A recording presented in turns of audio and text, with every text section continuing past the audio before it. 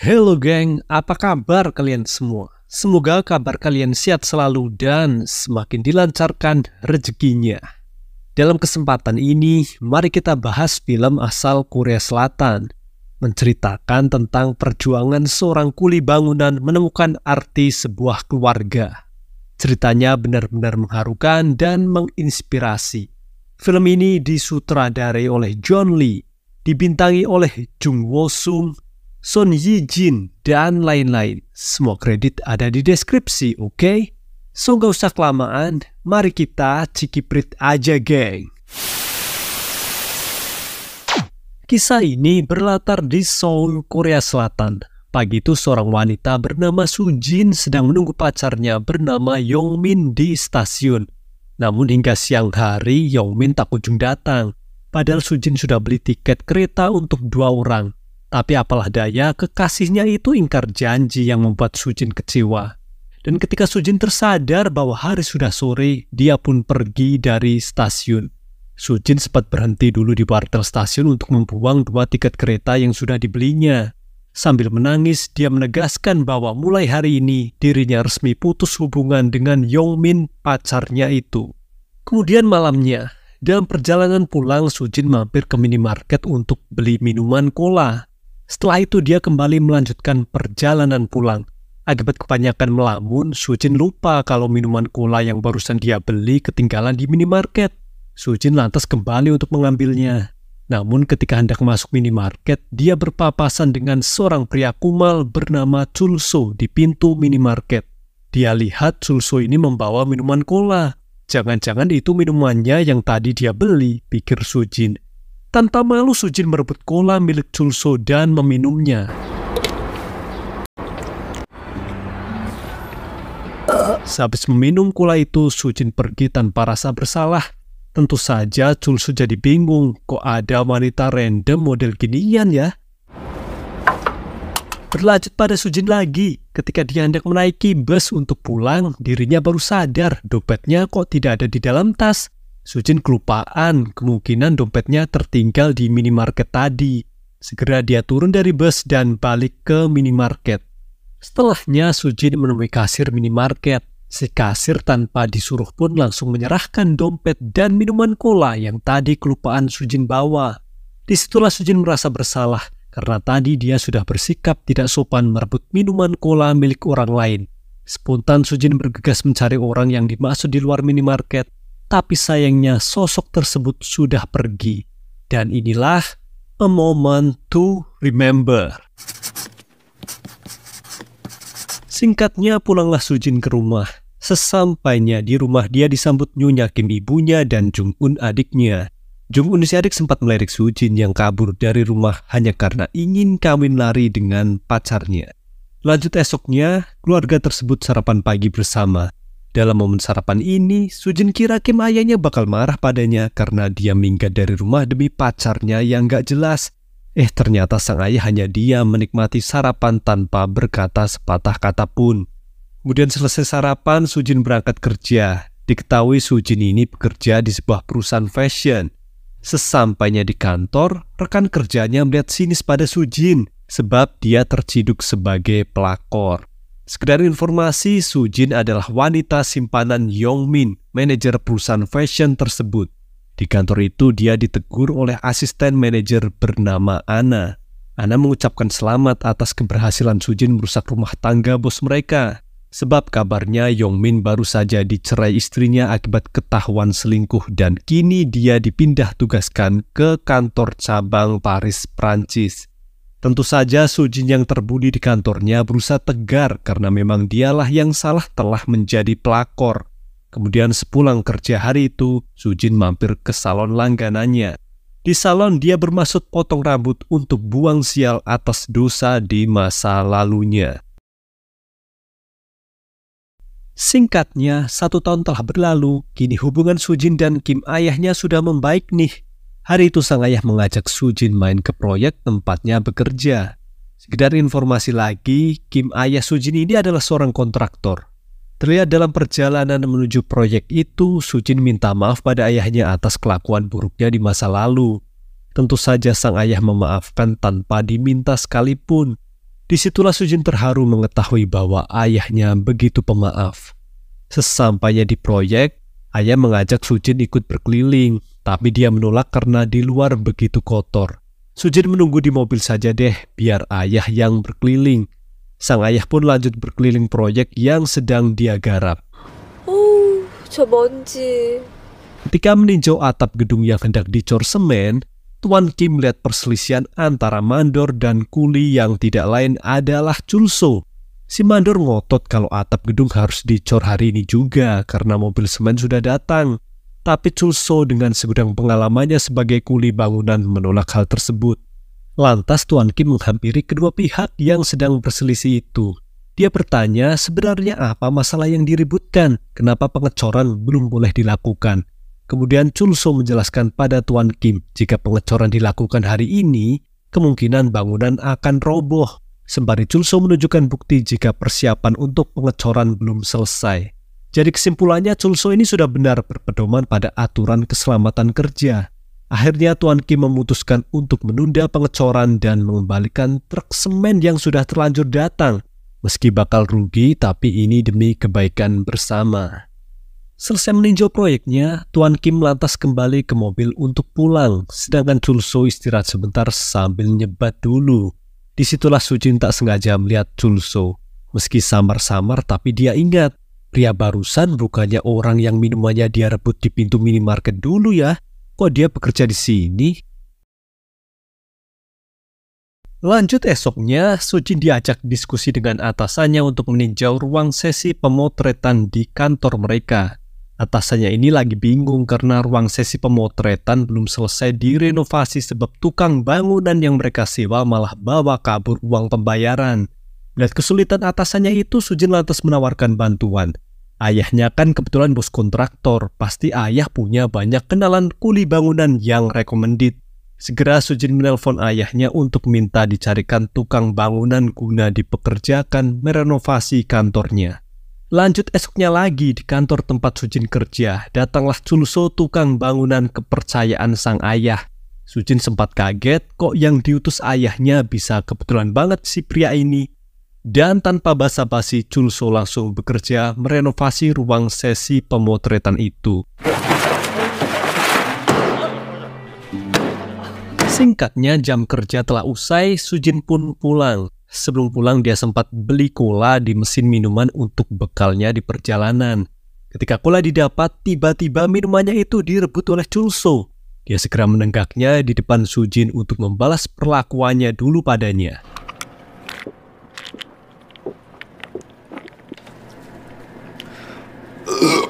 Setelah itu Chulso pun pergi tanpa rasa bersalah. Mengingat kejadian barusan membuat Sujin tak hentinya tertawa sendiri di jalanan pulang. Ketika asik tertawa, tak disangka Chulso menyapanya lagi. Chulso menawarkan Sujin tumpangan pulang, tapi Sujin menolak dan memilih naik taksi saja deh. Karena tawarannya ditolak, Chulso lantas meninggalkan Sujin. Dia pun segera berkendara dengan mobil bututnya itu. Namun Chulso lihat ketika Sujin hendak menyetop taksi, tasnya ini dijamret oleh pemotor. Sigap Chulso menolong dengan membuka pintu mobilnya sehingga si jambret menabrak pintu mobilnya itu dan terjatuh. Segera Chulso membantu Sujin memungut isi tas yang berserakan di jalan. Selesai dengan itu, dia lanjut menghampiri si jambret dan berniat menghajarnya. Tapi sayangnya si jambret keburu kabur melihat Chulso yang begitu seram.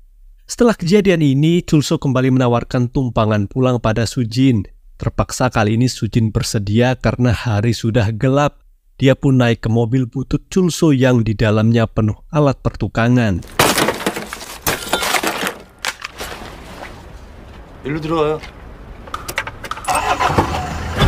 Perjalanan pulang hari itu sungguh pengalaman baru bagi Sujin. Baru kali ini dia naik mobil dengan kaca depan yang bolong sehingga Sujin disuruh memakai helm tukang las biar nggak kelilipan debu. Dalam momen tersebut, Sujin pun berkenalan dengan Chulso. Dia lantas meminta maaf atas perlakuan tidak sopannya dulu di minimarket.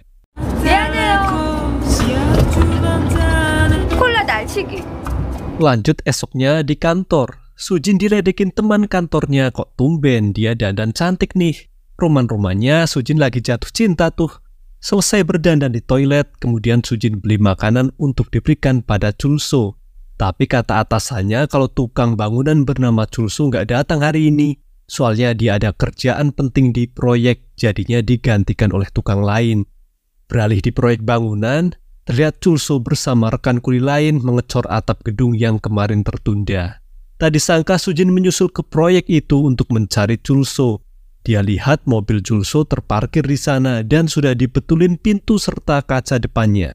Ketika mau mengintip mobil tersebut, dia ketahuan kuli yang melintas. Akibatnya Sujin jadi malu, tapi pas dia mau pergi malah hampir saja papasan dengan Chulso. Untungnya Sujin sigap balik arah agar tidak dikira sebagai penguntit.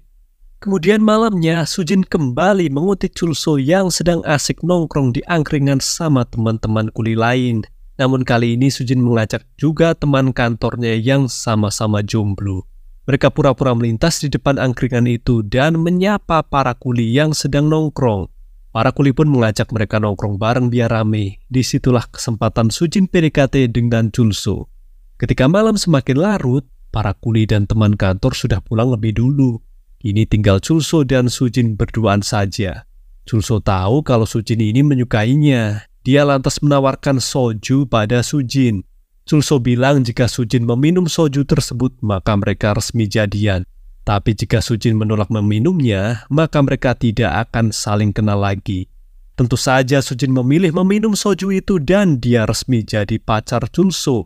Alhasil Chulso yang senang akhirnya ada juga wanita yang mau dengan kuli seperti dirinya segera tancap gas mencium Sujin di angkringan tersebut. Lanjut esoknya, setelah nggak jomblo lagi, Chulso mulai menata penampilannya nih demi kencan pertamanya.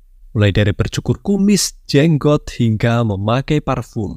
Dalam momen kencan pertama ini, Chulso mengajak Sujin main ke tempat favoritnya yaitu tempat latihan baseball. Di sana Sujin diajari memukul bola baseball. Lanjut esoknya lagi, mereka kencan kedua di taman kota. Selesai kencan itu, Sujin diajak main ke rumah Chulso.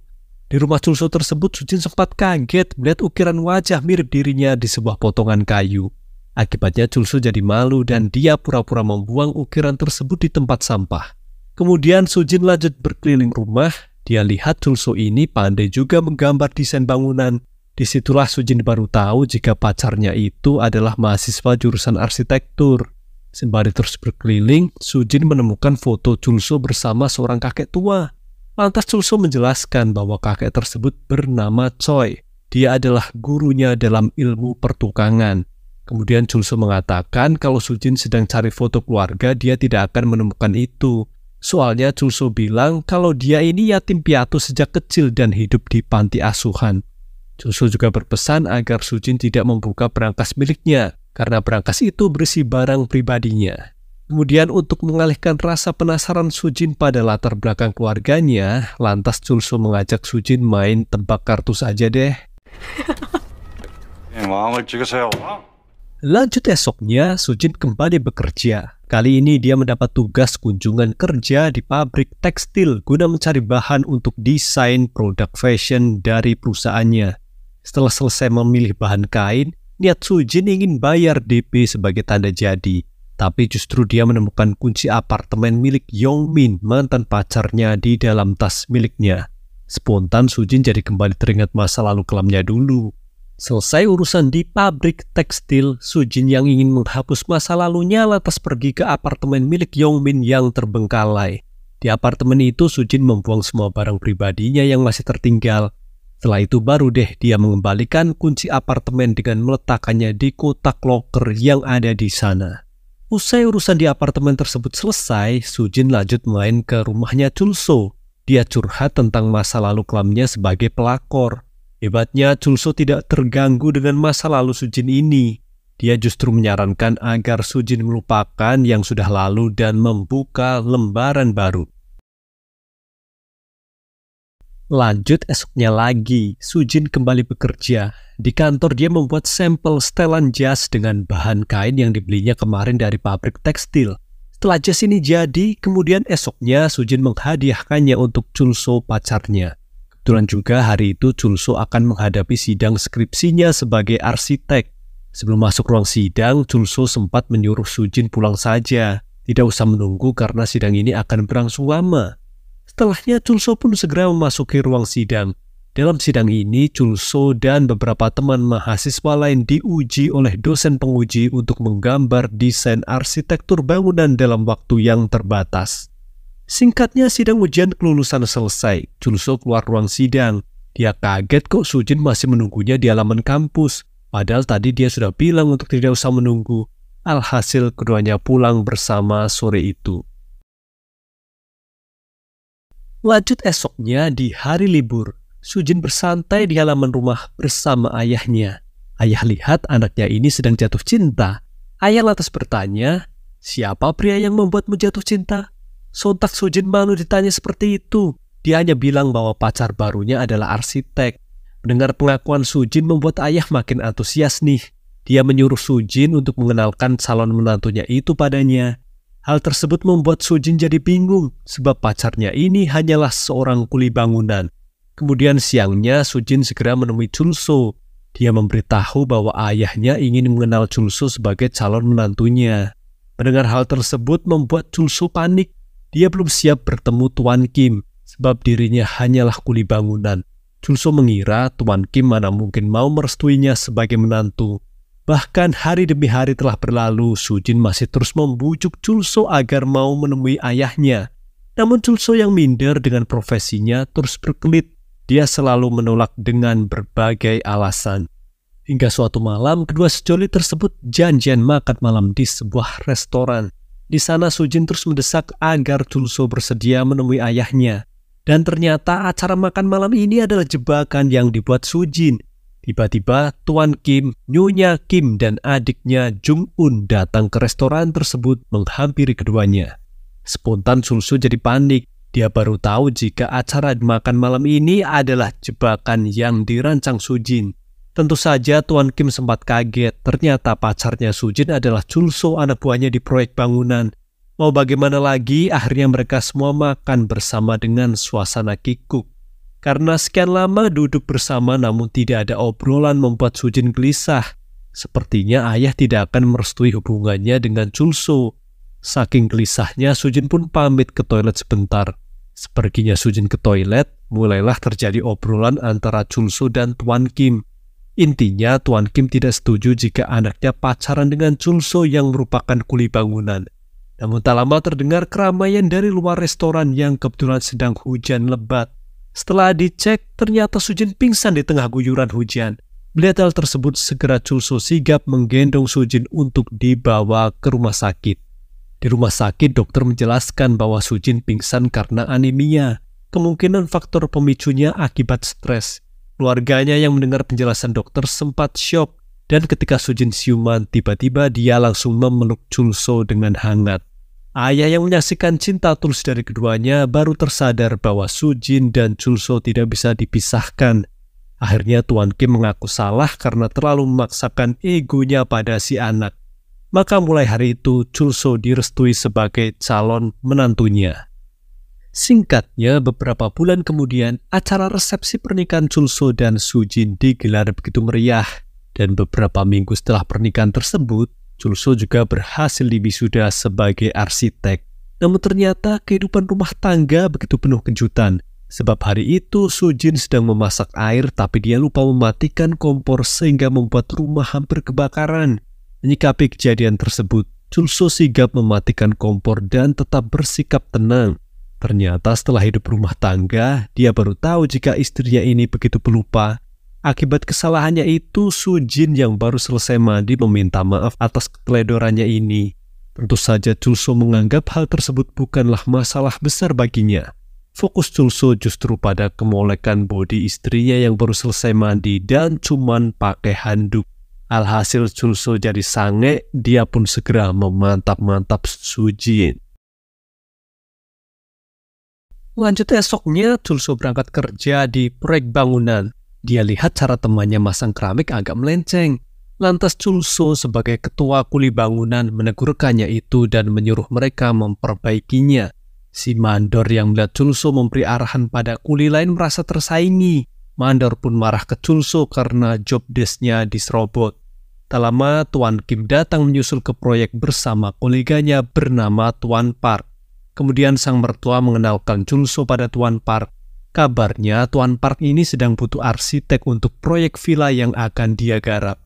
Dan kebetulan Chul So lulusan arsitektur nih, jadi dia direkomendasikan oleh sang mertua pada Tuan Park. Maka hari itu juga diajaklah Chul So ke sebuah padang rumput luas tempat Tuan Park berniat membangun villa. Di sana keduanya berunding tentang tata letak yang bagus untuk membangun villa. Dan ditunjuklah oleh Chul So sebuah bukit yang sangat potensial jika didirikan villa di sana. Setelah mendapat saran dari Chul So, Tuan Park langsung setuju dengan ide tersebut. Tuan Park lantas membuat jadwal bahwa besok lusa Chul So harus mempresentasikan idenya itu pada pihak investor. Kemudian malamnya, Chul So pun lembur membuat miniatur desain villa yang akan dia presentasikan. Karena ini proyek pertamanya sebagai arsitek membuat Chul So gugup. Untungnya Sujin punya ide bagus. Dia pura-pura jadi investor dan Chul So disuruh latihan presentasi di depannya agar besok tidak gugup. Lanjut esok malamnya, Tuan Kim mengadakan perjamuan makan malam bersama para investor. Dalam kesempatan ini, Chul So dikenalkan kepada para investor tersebut sebagai arsitek yang akan mendesain proyek villa mereka. Seusai acara makan malam selesai, kemudian Chul So diberi nasihat oleh mertuanya. Tuan Kim memberi saran agar Chul So menonjolkan keahliannya sebagai tukang pahat kayu dalam mempresentasikan proyek villa yang akan dibangunnya nanti. Lanjut esok paginya, meeting dimulai. Chul So memaparkan ide desain villa yang akan dia bangun. Tak lupa Chul So mengikuti saran sang mertua. Dia juga membawa contoh sampel pahatan kayu yang dia buat sendiri untuk dipasang sebagai ornamen di proyek villa tersebut. Chul So juga menjabarkan kisaran anggaran untuk membangun villa ini. Meski terlihat gugup, tapi para investor terkesan dengan penjelasan dari Chul So yang mudah dimengerti. Para investor setuju dengan ide Chul So tadi. Dia akhirnya mendapat kontrak kerja dalam proyek membangun villa di padang rumput kemarin. Kabar baik ini segera Chul So sampaikan pada istrinya dan betapa bahagianya Sujin mendengarnya. Usai menerima kabar ini, Sujin pun lanjut kerja lagi. Ternyata karir Sujin sebagai desainer juga tak kalah sukses. Saat ini dia sedang menggarap sebuah iklan fashion untuk sebuah brand besar. Dan singkatnya, beberapa hari kemudian setelah semua perizinan selesai, proyek villa segera digarap oleh Chul So. Kini posisi Chul So bukan sebagai kuli bangunan, tapi dialah arsiteknya. Lanjut esok paginya, Sujin masih terbawa suasana bahagia sebab kini suaminya jadi arsitek beneran. Sebagai hadiahnya, Chul So dicipoin sampai belepotan. Kemudian setelah sarapan pagi, Sujin berangkat kerja. Ketika jam istirahat kerja, Sujin nongkrong di kantin bersama teman-teman kantornya. Di kantin, teman-teman kantor begitu senang melihat Sujin bahagia setelah menikah. Namun tiba-tiba Sujin curhat nih. Dia mengaku akhir-akhir ini jadi sangat pelupa. Bahkan terkadang Sujin lupa jalan pulang. 매일 가던 길 갑자기 헷갈릴 때. Curhatan Sujin ini tidak dianggap serius oleh teman-temannya. Justru mereka malah bercandain Sujin agar dia tidak usah ambil pusing masalah begituan deh.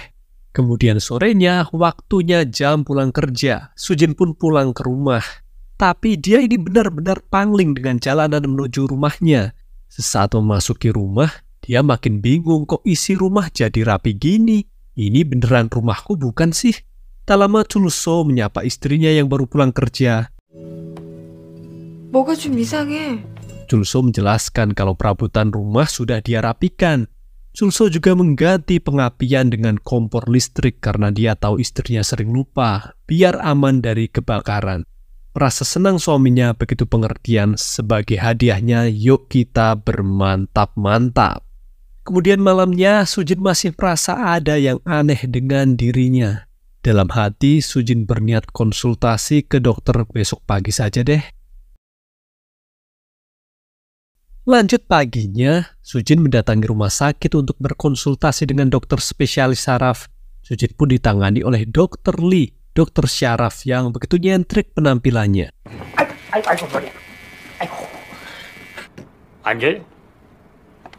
Segera Dr. Lee memeriksa Sujin. Dr. Lee bertanya apa keluhan Sujin sembari merekam obrolan ini dengan tape recorder. Lantas Sujin mengatakan bahwa dia pernah pingsan karena anemia dan akhir-akhir ini jadi pelupa. 빈혈로 한번 쓰러진 적이 있고요. Dr. Lee kembali bertanya apakah Sujin pernah stres karena sesuatu. Ditanya seperti itu, terpaksa deh Sujin menceritakan kisah masa lalunya jika dirinya pernah jadi pelakor. Masa lalu tersebut adalah beban moral terberat yang pernah Sujin pikul. 유부남을 사랑했었는데 Sampai di sini Dr. Lee merasa cukup mendiagnosis pasien. Kemudian Sujin disuruh datang lagi minggu depan untuk MRI dan CT scan guna mengetahui kondisi yang sebenarnya secara akurat. 다음 주에 MRI와 CT 촬영을 해봐야겠는데. Cerita beralih pada Chulso. Hari itu dia resmi punya ruang kerja sendiri di kantor mertuanya. Para teman kuli mengucapkan selamat atas kesuksesan Chulso sebagai arsitek. Kemudian setelah teman-teman kuli pergi untuk lanjut kerja, tak disangka Chulso mendapat tamu yaitu ibunya sendiri. Ternyata Chulso berbohong pada Sujin semasa pacaran dulu. Faktanya dia ini masih punya ibu. Terungkap alasan Chulso mengaku yatim piatu pada Sujin karena dia ini sakit hati pada ibunya. Sebab waktu Chulso kecil si ibu mencampakkannya di panti asuhan. Itulah sebabnya Chulso selalu menutupi latar belakang keluarganya dari Sujin. Dan intinya si ibu tiba-tiba datang menyapa ada maksud terselubung. Ibunya ini melihat anaknya kini sudah sukses. Dia berniat meminjam uang untuk membayar utang-utangnya yang sudah menunggak. Namun Chulso sama sekali tidak iba mengetahui ibunya terlilit hutang. Chulso tak sudi meminjami uang karena dia masih sakit hati dengan perlakuan ibunya dulu padanya. Kemudian sorenya sepulang kerja, Chulso mengajak Sujin main ke sebuah bukit dekat danau.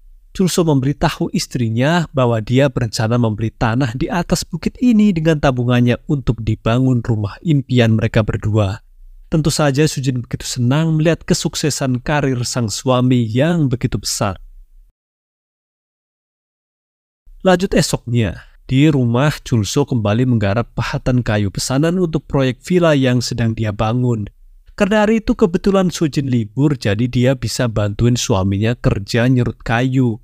Selesai membuat pahatan, kemudian Chulso mengajak istrinya berkunjung ke kuil tempat Guru Choi tinggal. Sesampainya di kuil itu, Sujin dikenalkan pada Guru Choi dan mereka lanjut makan siang bersama. Lantas Chulso pamit ke toilet sebentar. Disitulah Guru Choi bertanya pada Sujin, apa dia sudah mengenal ibunya Chulso. 철수님이 만나봤어? 아니요? 아직도 화가 나 있나? Tentu Sujin kaget mendengar kabar ini. Setahu dia bukannya Chulso yatim piatu. Lantas Guru Choi menjelaskan bahwa Chulso masih punya ibu, tapi hubungan keduanya sudah lama renggang. Guru Choi berharap dengan kehadiran Sujin sebagai istrinya Chulso bisa menjadi pendamai di antara mereka. Kemudian malamnya, saat Chulso sudah terlelap tidur, Sujin diam-diam membuka brankas milik suaminya yang begitu rahasia. Setelah dibuka brankas itu, ternyata berisi surat penyitaan rumah milik ibunya Chulso akibat terlilit hutang. Di berkas tersebut juga ada foto dan identitas ibunya Chulso. Lanjut esoknya lagi, masih penasaran dengan berkas tadi malam yang dia temukan, Sujin membawa surat penyitaan aset tersebut untuk menemukan alamat di mana Chulso tinggal waktu kecil. Sesampainya pada alamat yang dimaksud, terlihat rumah itu sudah lama terbengkalai. Kemudian siangnya Sujin pun pulang. Dia lantas menunjukkan surat penyitaan aset milik ibunya Chulso yang selama ini dirahasiakan darinya. Meski terbukti bahwa dirinya masih punya ibu, tapi Chulso tidak menganggap sebagai ibunya. Merasa iba dengan nasib ibu mertuanya yang terlilit hutang, Sujin menyarankan pada suaminya itu agar membantu melunasi utang tersebut. Namun Chulso menolak. Dia emosi dan memukul gelas hingga tangannya terluka. Tak menyerah, Sujin terus membujuk suaminya agar mau memaafkan kesalahan ibunya di masa lalu. 울지 마. 더 이상 그 여자 때문에 울 일도 없고 10원은부터 줄 수 없어. Akhirnya setelah terus dibujuk, hati Chulso pun luluh dan dia mau memaafkan ibunya itu. Lanjut esoknya, Chulso menuruti saran istrinya untuk menjenguk ibunya. Ternyata si ibu sekarang berada di penjara karena tidak bisa membayar hutang. Terlihat muka ibunya itu babak belur karena dipukuli oleh debt collector yang menagih hutang padanya. Saat menjenguk ibunya ini, Chulso mengatakan bahwa dia bersedia melunasi utangnya ibu. Kemudian Chulso janjian ketemuan dengan debt collector di lapas tersebut. Segera Chulso melunasi semua hutang ibunya itu yang berjumlah 56.000 won beserta bunganya. Maka dengan lunasnya hutang tersebut, si debt collector bersedia mencabut tuntutan pidana atas ibunya dan sang ibu akhirnya bisa bebas dari penjara. Selesai urusan melunasi hutang ibunya, kemudian Chulso mengajak Sujin nongkrong di angkringan tempat pertama mereka jadian. Di angkringan itu Chulso bilang kalau dia sudah tidak punya tabungan lagi. Jadi rencana beli tanah kemarin ditunda dulu ya. Mendengar cerita suaminya ini, Sujin tidak merisaukan hal itu. Yang penting ibu mertuanya kini sudah bebas dari jerat hutang. Lanjut esoknya, Sujin kembali ke rumah sakit untuk konsultasi dengan Dr. Lee sesuai jadwal. Namun Dr. Lee menegur Sujin sebab jadwalnya bukan hari ini. Harusnya minggu kemarin Sujin datang. Sekarang mah sudah lewat 2 minggu sejak Sujin berkonsultasi. Alhasil Sujin meminta maaf karena dia begitu pelupa. Tidak mau ambil pusing, Dr. Lee memulai pemeriksaannya lagi. Kali ini dia memberi beberapa pertanyaan sembari obrolan tersebut direkam dengan tape recorder. Pertanyaan dari Dr. Lee sebenarnya simpel, seputar apa Sujin punya adik, berapa umur adiknya, kapan tanggal lahir si adik, dan lain-lain. Tapi anehnya Sujin tidak bisa menjawab pertanyaan sesederhana itu. Dr. Lee pun semakin curiga. Kemudian mulailah prosedur MRI dan CT scan otak. Selesai prosedur tersebut, hasilnya akan keluar besok. Jadi Sujin diharapkan kembali besok ke rumah sakit. Sehabis dari rumah sakit, lantas Sujin balik ke kantor untuk kerja. Di kantor, atasannya memberitahu jika Yongmin, manajer lama mereka, akan kembali bertugas di sini. Setelah beberapa tahun dipindah tugaskan ke cabang Prancis, kini Yongmin disuruh menghandle cabang Korea Selatan lagi. Kabar tersebut membuat Sujin kikuk dan tidak nyaman. Kemudian sebagai manajer, Yongmin memanggil Sujin ke ruangannya untuk menghadap. Di ruangannya itu, Yongmin mengaku kalau sekarang dia berstatus duda. Yongmin ingin balikan, tapi jelas Sujin menolak karena dia sudah menikah. Namun Yongmin ini tidak kehabisan ide untuk mendekati Sujin lagi. Tanpa ragu, dia mengangkat Sujin sebagai asistennya agar bisa modus. Akibatnya, Sujin jadi merasa lingkungan kerjaannya kurang nyaman dengan kehadiran sang mantan pacar. Kemudian malamnya sepulang kerja di rumah, Sujin jadi linglung memikirkan hal tersebut. Malam itu dia ditemani Chulso merapikan album foto pernikahan mereka. Tiba-tiba Sujin ini pikirannya kosong dan mondar-mandir kesana kemari mencari suaminya. Padahal jelas-jelas dari tadi Chulso duduk di sebelahnya. Hal tersebut membuat Chulso khawatir dengan kondisi istrinya.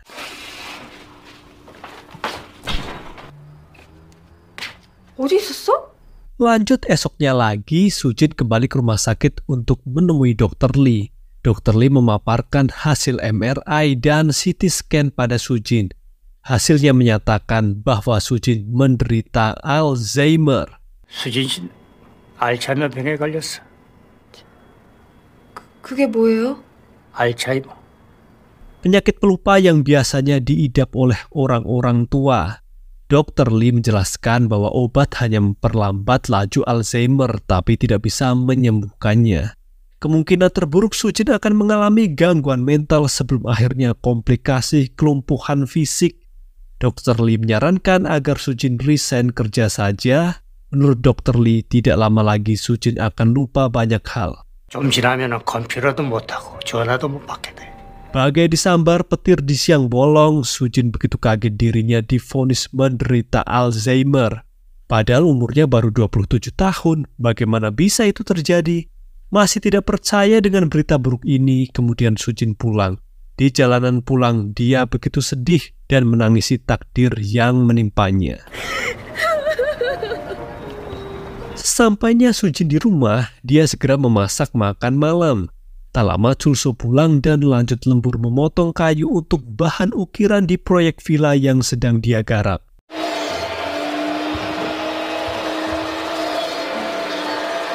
Terlihat Sujin berusaha merahasiakan penyakitnya itu pada suaminya.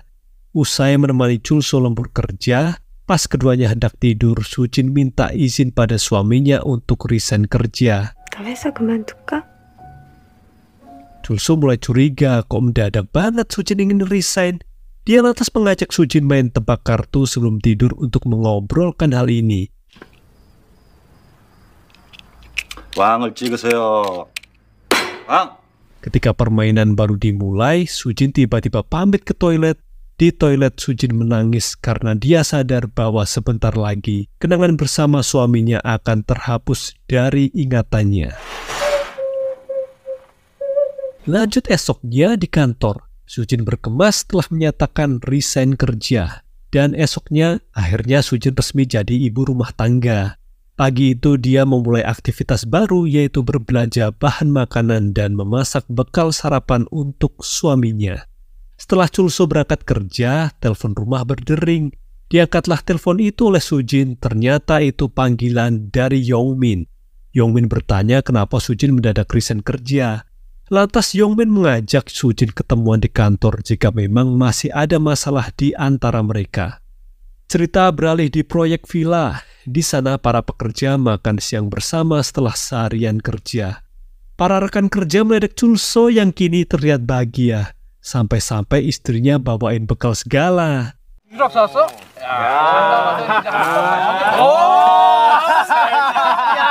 Namun ketika Chulso membuka kotak bekalnya, ternyata hanya berisi nasi. Hal ini membuat rekan kerjanya tertawa. Disitulah puncak kekhawatiran Chulso pada istrinya. Bagaimana bisa Sujin jadi pelupa separah ini? Sedangkan Sujin sendiri menyetujui ketemuan dengan Yongmin di kantor. Ketika dia OTW, tiba-tiba Sujin linglung parah. Dia lupa tujuan mau kemana sih? Bahkan tiba-tiba cara mengoperasikan ponsel pun dia tidak ingat. Saking linglungnya, Sujin hampir pingsan di tengah jalan. Beralih pada Chulso lagi. Dia yang khawatir dengan kesehatan sang istri segera OTW ke rumah sakit untuk menemui Dr. Lee. Singkatnya, Chulso diberitahu oleh Dr. Lee jika istrinya menderita Alzheimer di usia muda. Ini kasus yang cukup langka, kata si dokter. Mendengar penjelasan Dr. Lee membuat Chulso kaget. Saking tidak terimanya dengan vonis tersebut, Chulso marah pada Dr. Lee dikiranya salah diagnosis. 소리가 잘못 들려. 돌아가 맞아. 당신 미쳤어? Lantas suster menenangkan Chulso dan mengatakan bahwa istri Dr. Lee juga menderita Alzheimer di usia muda. 우리 박사님도 사모님은 이 병으로 잃으셨어요. Jadi Dr. Lee tidak asal memvonis pasien karena dia sendiri punya pengalaman merawat istrinya hingga meninggal. Beralih pada Sujin lagi yang hampir pingsan di jalanan. Untungnya dia ditolong polisi yang berjaga. Saat ditanya nama dan alamat, Sujin benar-benar lupa. Tak lama Yongmin kebetulan melintas di jalanan itu. Dia segera menyapa Sujin yang sedang dituntun polisi. Anehnya ketika melihat wajah Yongmin membuat ingatan masa lalu Sujin kembali. Dia kira Yongmin ini masihlah pacarnya. 영미 씨, Kemudian diajaklah Sujin duduk di taman kota karena Yongmin merasa ada yang aneh dengan Sujin. Tak lama ingatan Sujin berangsur-angsur pulih lagi.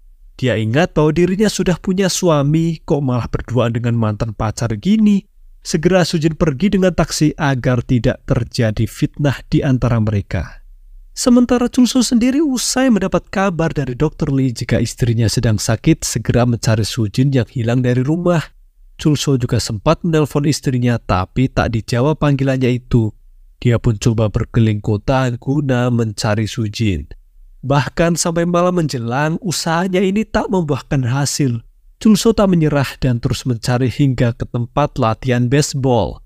Syukurlah ternyata Sujin di sana sedang memukul bola. Disapalah Sujin oleh suaminya. Di sini Sujin menduga pasti Chulso sudah tahu tentang penyakitnya itu. Spontan Sujin tiba-tiba meminta cerai pada Chulso. Alasannya karena sebentar lagi dia tidak akan mengingat apapun dan pasti bakal merepotkan suaminya. 우리 헤어지자. 무슨 소리야? Namun Chulso menolak permintaan istrinya itu. Mau bagaimanapun kondisi istrinya nanti, dia akan setia sampai mati. 걱정하지 마. 내가 다 기억해 준다니까. 네 기억이고 네 마음이야. Lantas Chulso yang sedih berusaha tegar dan mengajak Sujin pulang karena sudah larut malam. 매일 새로 시작하는 거야. Lanjut esoknya, supaya daya ingat Sujin terasah, Chulso berinisiatif menulis ratusan memo yang ditempel di setiap sudut rumah, agar jika Sujin lupa sesuatu, dia bisa membaca catatan ini. Bahkan Chulso juga membuatkan kalung identitas berisi nama dan alamat untuk Sujin kenakan. Setelah itu Sujin disuruh minum obat oleh suaminya, dan ketika Chulso hendak berangkat kerja, Sujin berpesan agar Chulso pulang lebih awal, sebab hari ini adalah hari ulang tahun ibu mertuanya. Rencananya Sujin akan mengadakan pesta kecil dengan mengundang keluarga dan guru Choi sore nanti. Chulso pun senang ternyata Sujin masih bisa mengingat tanggal ulang tahun ibunya Chulso. Dia pun pamit berangkat kerja, sedangkan Sujin lanjut memasak untuk pesta ulang tahun mertuanya itu. Ketika sore menjelang, tiba-tiba Alzheimer Sujin kumat lagi. Tak lama kemudian disusul ada tamu yang datang mengetuk pintu. Setelah dibukakan pintu, ternyata itu Yongmin yang mampir untuk menjenguk Sujin. Lagi-lagi Sujin terjebak pada ingatan masa lalunya. Dia kira Yongmin masihlah pacarnya. Maka diajaklah masuk rumah si Yongmin ini. Sialnya tak lama Chulso menyusul pulang sore itu. Sampai di depan rumah, Chulso curiga kok tumben ada tamu. Ketika Chulso masuk rumah, dia lihat Yongmin sedang berduaan dengan Sujin. Alhasil Chulso terbakar cemburu. Tak banyak bacot, dia pun segera menghajar Yongmin dan menyeretnya keluar rumah.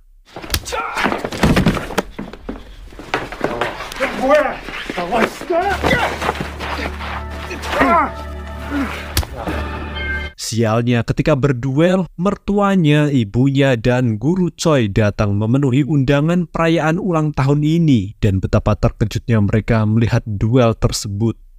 Singkatnya, malam itu keduanya didamaikan karena mereka ternyata salah paham. Kemudian Yongmin yang terluka diobati, sedangkan Chulso segera memberitahu pada keluarganya bahwa Sujin menderita Alzheimer. Kabar ini membuat semua anggota keluarga terkejut mendengarnya. Anggota keluarga pun bermusyawarah. Ayah mertua meminta izin pada Chulso kalau Sujin akan mereka rawat saja. Tapi Chulso menolak tawaran tersebut. Mau bagaimanapun Sujin itu masih istrinya. Ketika mereka sedang berdiskusi serius, mengejutkannya Sujin keluar kamar dengan pakaian basah. Dia bahkan kencing di depan anggota keluarga layaknya orang jumbo yang linglung. Merasa malu dengan keadaan istrinya, Chulso sigap mengajak Sujin masuk kamar dan kejadian barusan membuat semua anggota keluarga bersedih. Setelah semua anggota keluarga pamit pulang malam itu, kemudian Chulso yang sedih kembali masuk rumah untuk lembur kerja. Dia begadang membuat desain rumah yang diimpikannya bersama Sujin istrinya sembari menahan tangis.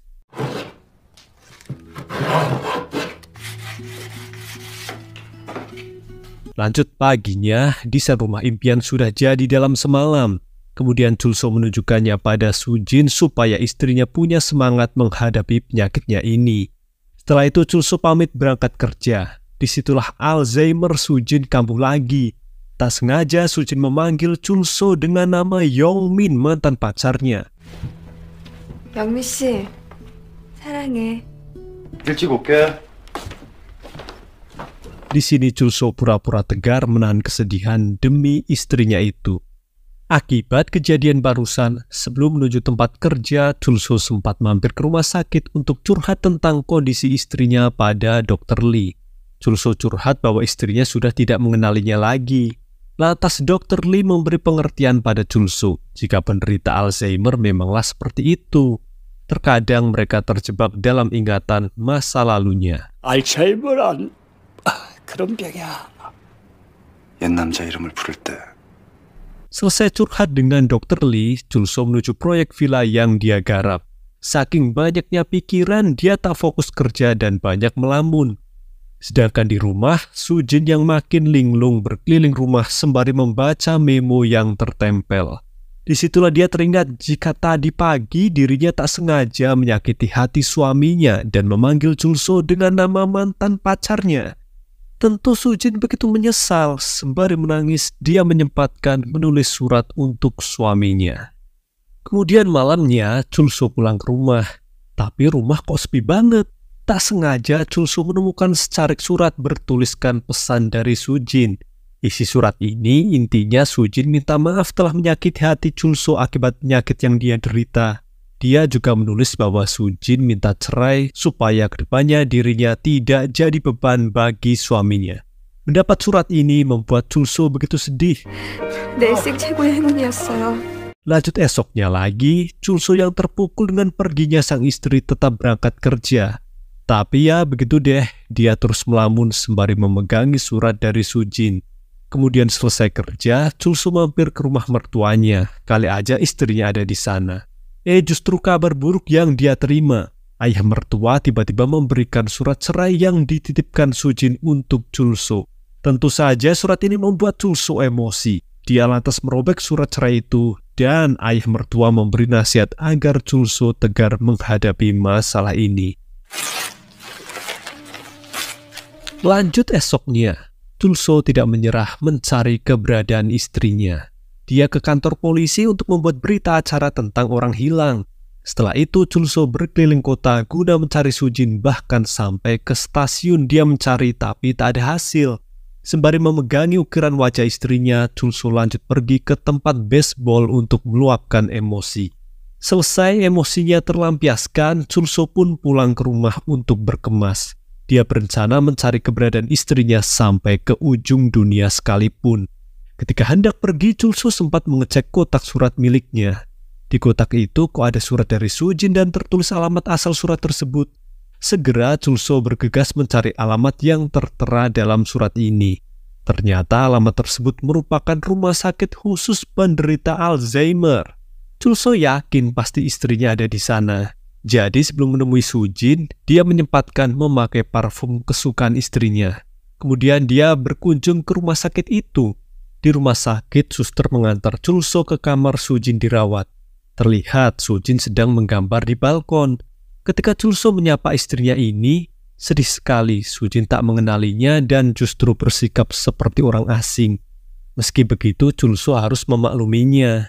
Dia cukup senang ternyata Sujin ini sedang menggambar wajah suaminya, yang menandakan bahwa istrinya itu masih mengingatnya meski samar-samar. 감사합니다. 누구시죠? 최철수라고 합니다. Karena kebetulan jam sudah menunjukkan waktu makan siang pasien, mereka pun menuju kantin rumah sakit bersama suster jaga untuk makan. Di sela makan siang itu, Sujin merasa tak asing dengan parfum yang dipakai Chul So. Kata Sujin, dia pernah mencium bau parfum ini. Mendengar ucapan Sujin barusan membuat Chul So menangis. Dia lantas memakai kacamata hitam untuk menutupi kesedihannya. 왜 우세요? Singkatnya, selesai makan siang, kemudian Chul So meminta izin pada suster untuk membawa Sujin jalan-jalan. Sujin diajak ke minimarket di mana dia pertama kali bertemu Chul So. Ternyata Chul So sudah menyusun skenario yang sama persis seperti awal bertemu istrinya di minimarket itu. Chul So mereka adegan seperti di masa lalu ketika minuman kolanya direbut Sujin di pintu minimarket. Bahkan di dalam minimarket juga ikut berperan Dr. Lee yang pura-pura sebagai kasir, Guru Choi sebagai cleaning service, dan anggota keluarga lain sebagai pembelinya. Alhasil dengan stimulasi menggunakan reka adegan masa lalu tersebut, akhirnya Sujin bisa mengenali Chul So lagi sebagai suaminya.